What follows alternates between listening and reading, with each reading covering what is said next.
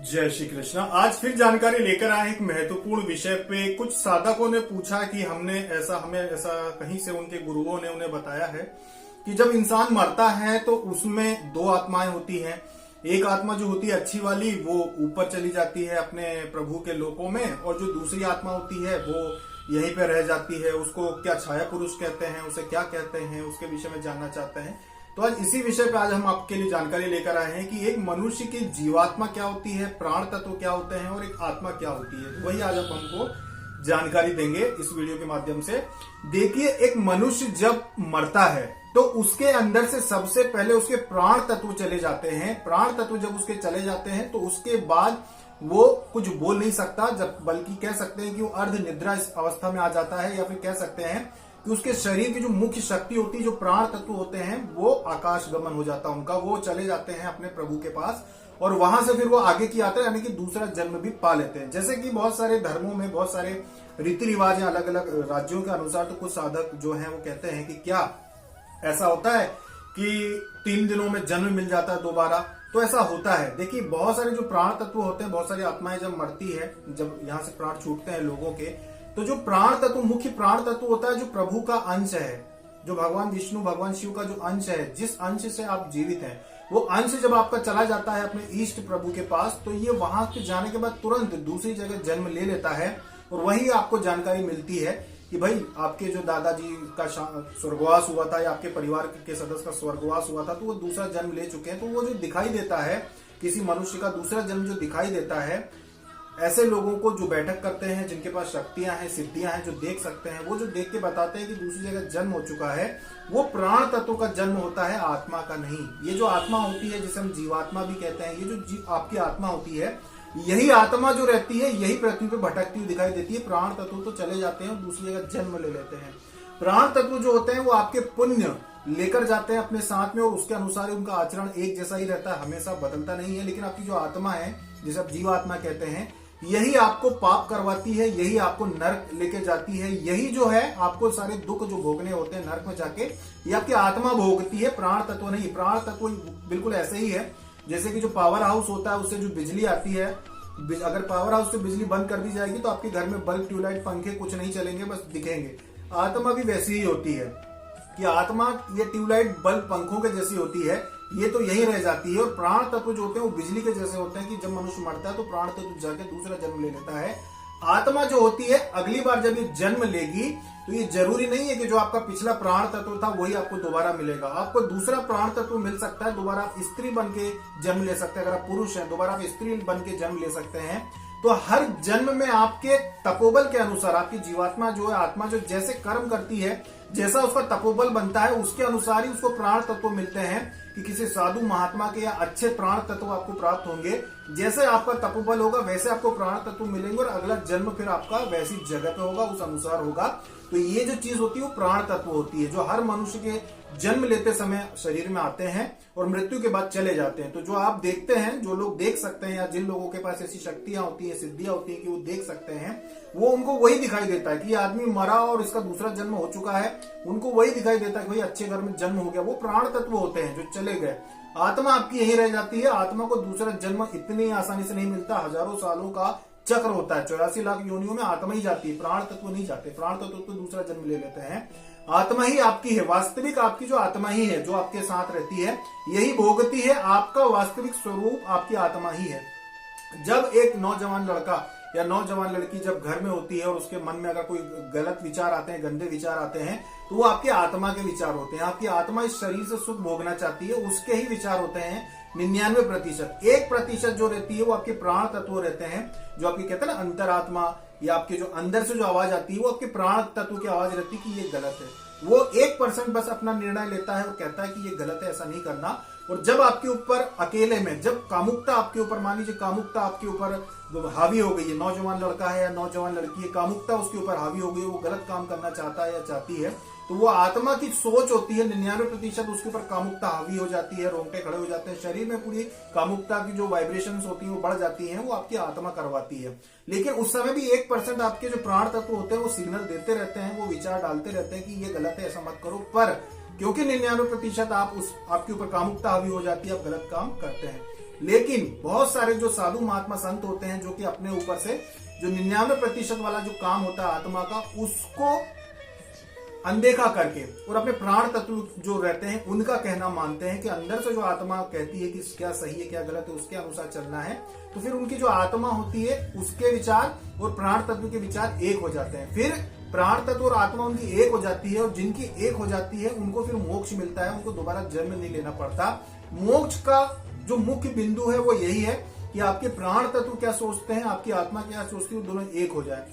अगर आप अपनी आत्मा पे नियंत्रण कर लेते हैं कि कोई भी गलत काम नहीं करना है, अगर आपकी आत्मा बोलती है ये खा लूं वो खा लूं, खा खा के आपके अंदर इतना जहर, इतना विष बनने लगता है, जिसे आप कहते हैं कि आपकी जो शरीर है वो एसिडिक हो गया है, एसिड बनता है आपके अंदर पे, गैस बनती है, आपको धीरे धीरे आपके दांत सड़ना शुरू हो जाते हैं, धीरे धीरे आपका लिवर जो है वो डैमेज होना शुरू हो जाता है और अचानक से मृत्यु हो जाती है। बहुत सारे लोगों की आज के समय में जो मृत्यु हो जाती है वो अचानक ही होती है, बुढ़ापे तक है, बुढ़ापा पूरा भोगना बहुत कम लोगों को नसीब होता है। उसका कारण यही है कि आप आत्मा के चक्कर में रहते हैं। तो आत्मा जो होती है आपकी, यही आपको जो काम क्रोध लोभ मोह जितनी भी चीजें होती है सारी आपकी आत्मा ही जो होती है वही उत्पन्न करती है आपके शरीर में, जिसकी वजह से आपको दुख और तकलीफ होती है। जो भी आपके प्राण तत्व की बातें मानकर जीवन में चलता है उसको कोई तकलीफ नहीं आती, वही सफल होता है। जैसे कि अभी एक साधक है, उन्होंने बताया कि वो कहीं किराए के कमरे में रहते थे, तो उन्होंने, मकान मालिक सीधे साधे थे, तो उन्होंने उनसे मकान मालिक को बहुत परेशान किया। मकान मालिक ने बोला कि आप यहाँ से खाली करके चले जाओ, तो वो जो साधक थे हमारे बहुत अच्छे, हमारी जान पहचान उनसे, तो उन्होंने खाली नहीं किया कि भाई मकान मालिक सीधा है तो कौन खाली करे। तो उनसे उनके काफी विवाद हुए। आखिरकार मकान मालिक ने उनके खिलाफ जो है वो बहुत ही बड़ी तरह से उनकी जितनी भी चीजें थी, सारे सबूत थे, जो इनका व्यवहार था उनके साथ, सारी एकत्रित करके इनके ऊपर केस कर दिया।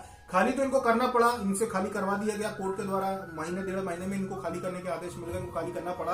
लेकिन जो केस मकान मालिक ने इनके ऊपर लगाया था, मानहानि का और मानसिक प्रताड़ना का, हैरेसमेंट का जो केस लगाया था, वो इतनी बुरी तरह से लगा कि साधक कह रहे थे कि अगर वो केस हारते हैं तो उन्हें जेल जाना पड़ेगा, अगर वो समझौता करते हैं तो जो मकान मालिक है अब तकरीबन 5 लाख रुपए उनसे मांग रहा है। तो उनसे हमने यही कहा, क्या आपको नहीं पता था कि किराए की संपत्ति है, किराए की संपत्ति के लिए लड़ना झगड़ने की कोई तुक नहीं बनता, कोई अर्थ नहीं बनता, कोई आधार ही नहीं बनता। जो अपना है उसके लिए लड़ना समझ में आता है, लेकिन जो अपना नहीं है उसके लिए लड़ना मूर्खता होती है बहुत बड़ी।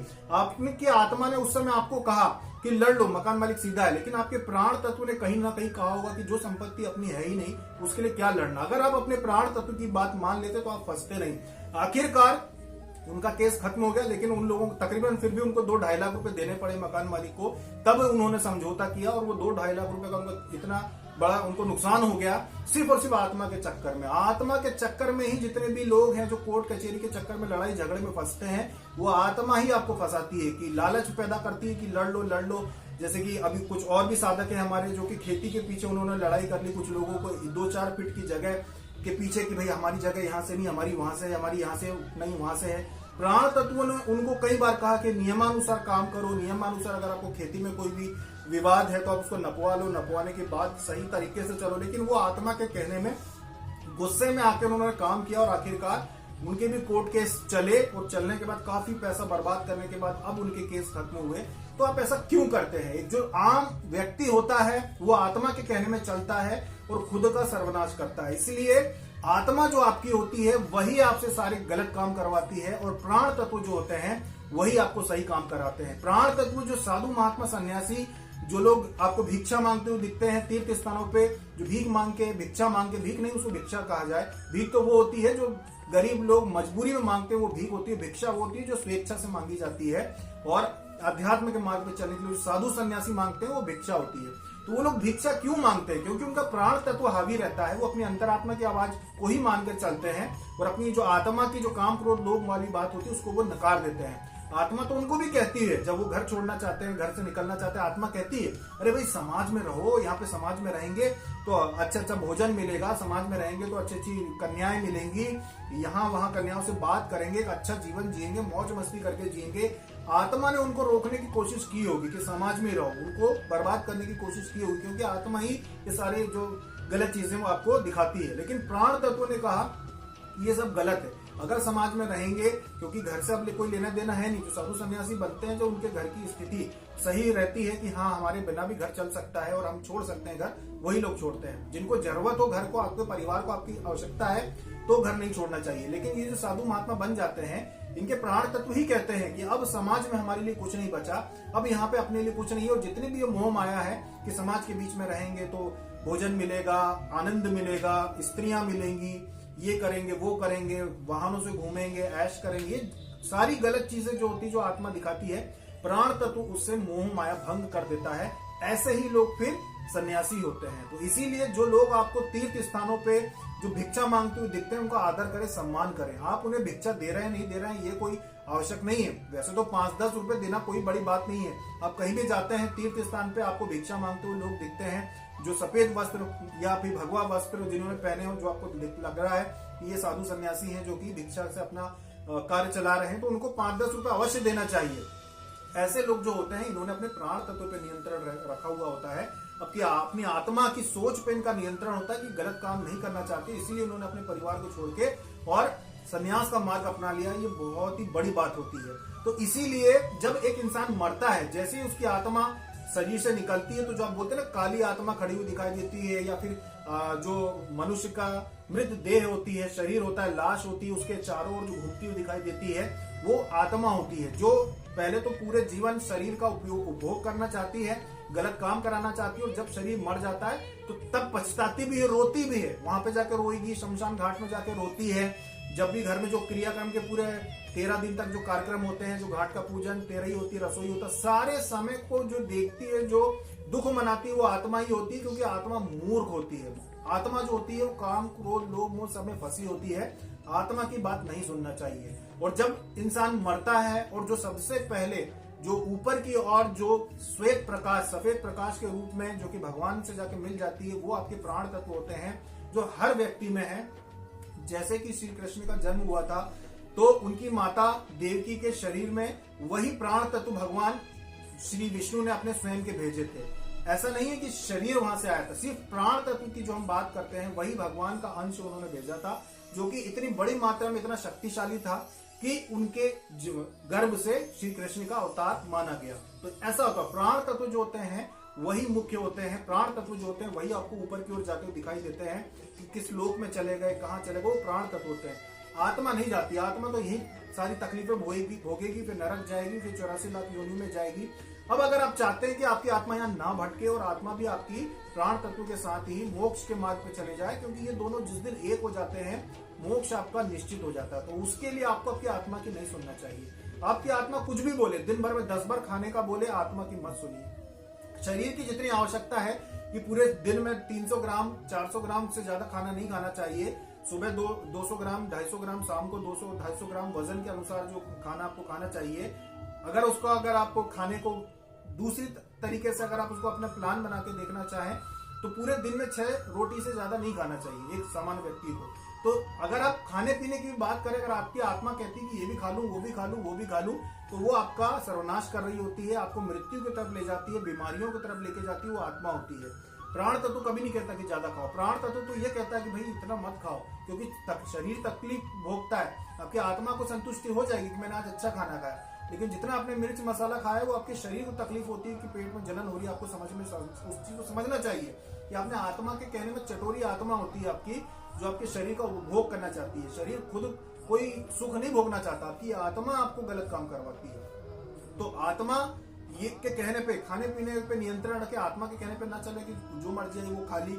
आत्मा के सुख के लिए घर में ना बैठे रहे कि कौन काम पे जाए, या कौन फलाना जगह कोई काम पड़ा है तो कौन जाए, या रिश्तेदार ने बुलाया शादी ब्याह में कौन जाए। आत्मा कहेगी घर में बैठा रहो, आराम करो यहीं पे। आत्मा आपके व्यवहार खराब करती है। सबसे आत्मा आपको घर में बैठा के रखती है। आत्मा आपको पूरी तरह से निठल्ला बना देती है। आत्मा ही आपको कोई काम करने नहीं देती। आत्मा ही आपके व्यवहार खराब करती है। और वही जो आत्मा होती है अगर किसी और के आपके शरीर में आ जाए तो भी वो भी यही सारे काम करवाती है। मान लीजिए कि आपकी आत्मा तो अच्छी है पर कोई भटकती हुई आत्मा ने आपके शरीर में घर बना लिया, आपके शरीर में प्रवेश कर गई, तो वो भी यही लक्षण दिखाती है सारी। यही लक्षण वो भी आपको दिखाएगी कि घर से बाहर नहीं निकलने देगी, किसी के घर जाने नहीं देगी, घर में रोक के रखेगी कि शादी ब्याह में मत जाओ किसी के घर, किसी भी तरीके से वो आपको आगे नहीं बढ़ने देती। अगर दूसरे की भी कोई आत्मा आपके अंदर घुस जाए, उसको कहते हैं भूत प्रेत, अगर शरीर में घुस जाए तो नुकसान कैसे पहुंचाते हैं। तो वो उनका भी यही है कि शरीर से वो भी आनंद भोगना चाहते हैं, आपके शरीर में आके आनंद भोगना चाहते हैं। तो इसीलिए आत्मा के कहने पर नहीं चलना चाहिए। तो एक मनुष्य की आत्मा और प्राण तत्व तो दोनों अलग होते हैं। दोनों को एक अगर आप कर दें, अपने इच्छाओं का अगर अपने नियंत्रण में कर लेते हैं तो दोनों एक हो जाते हैं, तो मोक्ष के मार्ग खुल जाते हैं। आपके प्राण तत्व तो आत्मा एक साथ वैकुंठ धाम को जाती है अगर आप दोनों को एक करते हैं। तो जैसा आपका अंतरात्मा जो कहती है कि भाई पूजा पाठ करना चाहिए, दान पुण्य करना चाहिए, अपने को कब उठना चाहिए, कब सोना चाहिए, कितना खाना चाहिए, अगर आपके प्राण तत्व जो कहते हैं, जो आपकी अंतरात्मा कहती है, उसको मानकर चलेंगे तो आपकी जो बाहर जो आपकी आत्मा है, जो काम क्रोध लोगों से घिरी हुई है, ये भी नियंत्रण में आ जाती है। फिर ये उछाल मारना बंद कर देती है। ये प्रयोग आप कर सकते हैं 1 से 2 महीने, जिससे आपको लाभ मिल जाता है। और फिर आप जीवन में कभी भी ऐसा कोई गलत काम नहीं करेंगे जिससे कि आपको नुकसान हो। तो ये अंतर होता है एक आत्मा में, वो प्राण तत्व में। तो मनुष्य को प्राण तत्व या जिसे अंतरात्मा कहा जाता है उसकी मान के चलना चाहिए, जो भगवान का अंश होता है, जो कि आपको शुरू में 1-2% निर्णय लेने में वो संकेत देता है कि क्या सही है क्या गलत है, वो आपको संकेत देता है।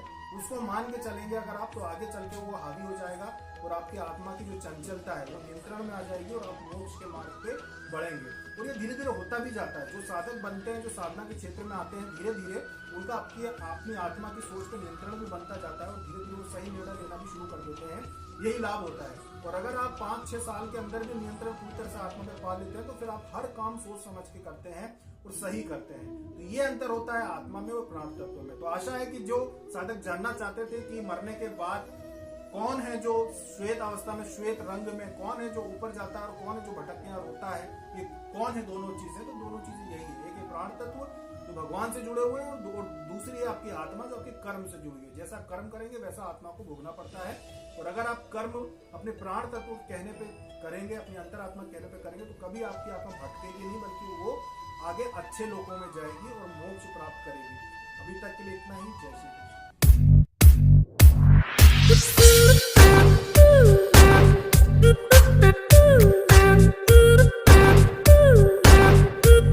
कृष्ण।